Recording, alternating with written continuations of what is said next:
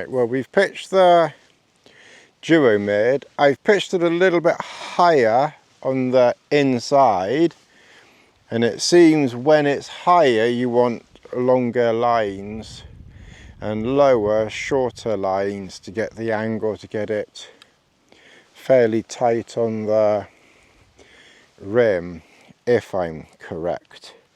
I've got to show you a little trick, Tony's tricks.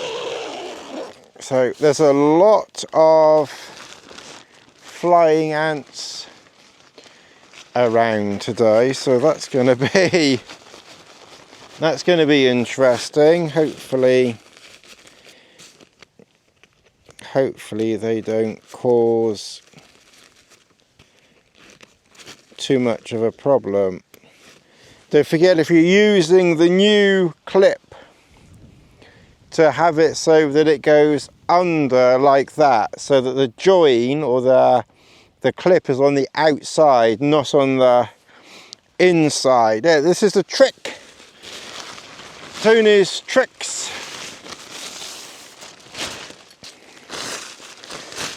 Right, remember that the long piece of bungee is going to be at the front, and the short piece of bungee is going to be up your rear. So when you've got your short piece, you've got a clip under there, and that one clips nicely there. And then you have a long piece, clips there. And then put your bit of bungee out that corner.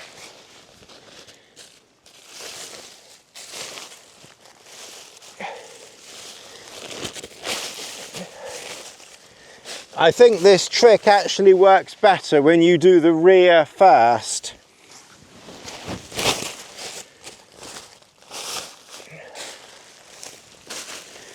Because if you're doing it this way, then it so Tony's doing his trick wrong. If you put your bungee through, we might be able to reach it. But only I would get Tony's tricks wrong. I think it's better to do it at the rear first. So there's your bungee there, and then you've got your clip there. I hope you can see that. And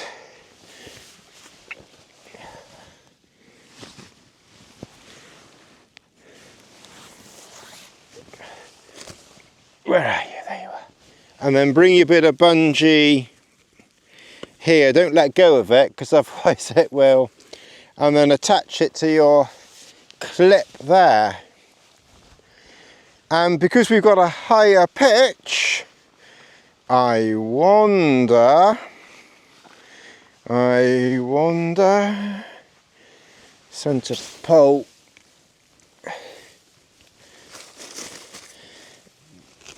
Ooh.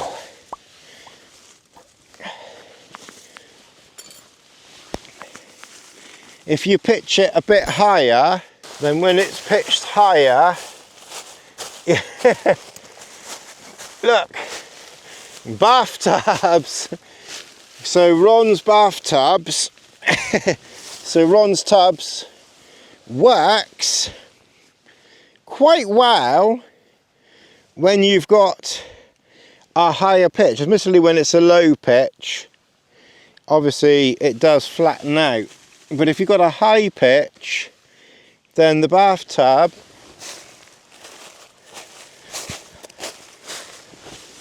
does work quite well. We could probably do with pulling it back a little bit, but because we've you know, got it quite a bit forward, even though it's raised at the back, hopefully rain won't get in.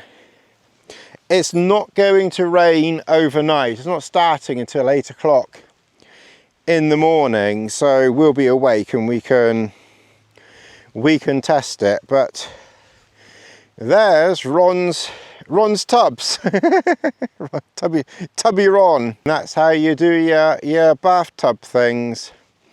All right, so we can get some more. Look at the mess. Look at the mess we've made. Oh God. I think it looks worse than it actually is. So we'll scud a few bits inside, make it look more respectful. It's only just coming up to 5 in 25 minutes, so quite a long time. Quite a long time to go, really. Okay, so what we're going to do is we're going to plug my phone into this pad pal. It's about between 8 and 10 grams, depending on which attachment you use, but you know, you're looking at about 9 to 10 grams. And then it makes a funny little sound. We will set the timer. Now from a phone, it has 2 speeds. Now that I figured it out now. The first time you press it, you have to wait like a second for it to start. It's like it's waiting for power, and then you press it like a second time. So 1, wait. 2, that's as maximum as we're going to get from the phone. If you try and if you press it again, then you kind of mess it up a bit. Oh, we'll set the stopwatch. All right, so we will see how long that takes.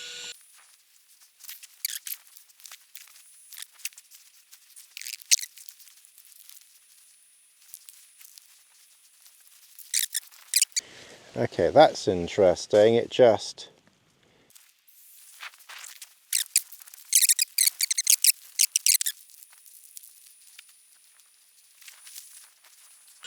coming up to 7 minutes.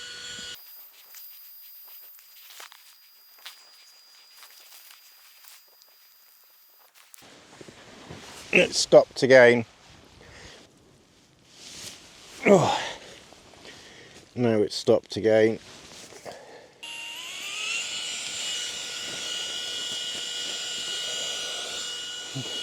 We've started, so we'll finish. We'll see whether it can be done.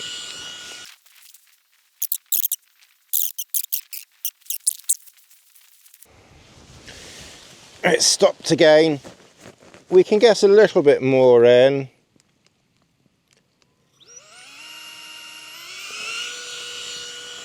Sometimes it seems to restart itself, and other times you have to unplug it and then plug it back in again.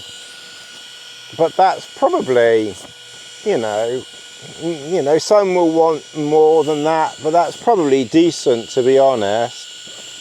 And you could, you know, you can wait a bit longer, put a bit more in.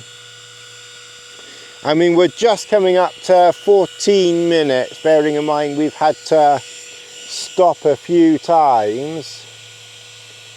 It's used about 5% of the phone battery. And then you can take that off and plug that back into the power bank. So that's probably enough, to be fair. So it stops several times, and then you have to restart it, but it starts, and you can indeed charge it up from your phone. Most likely with this one you can anyway. I think I'm just, because it's bringing the ground sheet this way a bit, so I think what I'm just going to lengthen it that way and then tighten up over there a bit.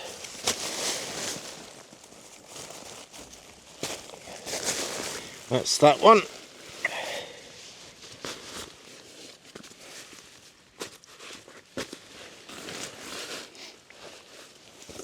Oh. Oh God. We're going to finish the battery in this anyway. We'll have to change batteries. So we've obviously done a bit of filming.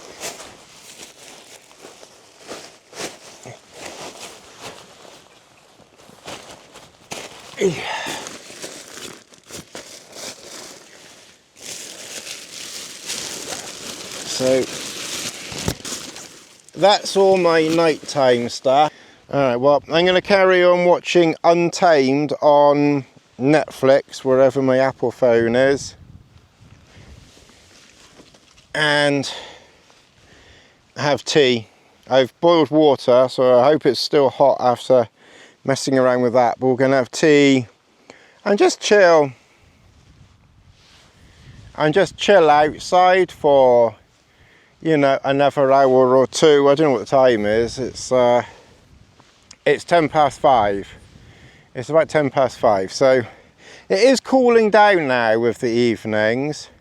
So we'll either eat outside or we'll pop inside and eat, you know, under cover.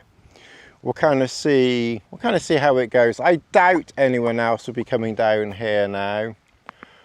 But we'll stay outside for another hour or so, and then we'll pop under cover in about an hour, or if it rains, or if it gets, you know, much colder.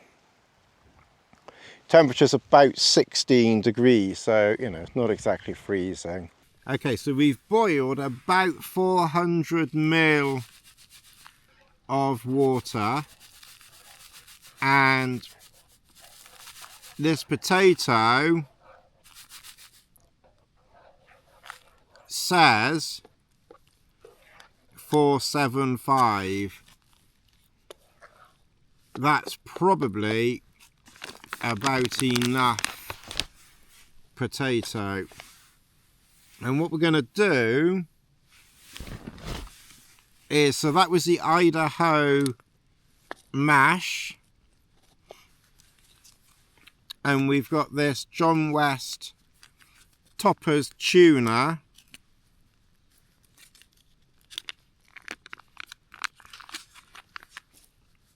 So basically you make all or most of your mash, really depending on the size of your pot. Whack that in there.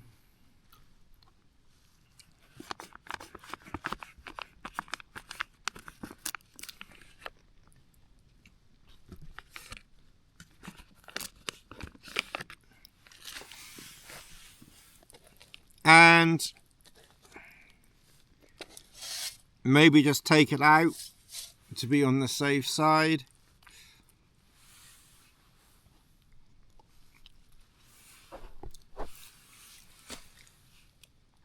And eat. Oh, haha. That is hot.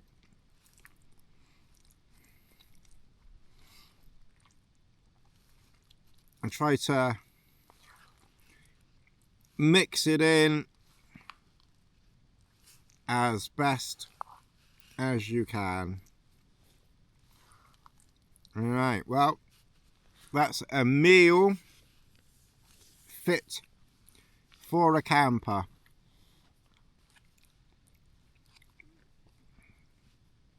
So mashed potato and toppers. Alright, I'm going to eat that, carry on watching Untamed, and we will catch up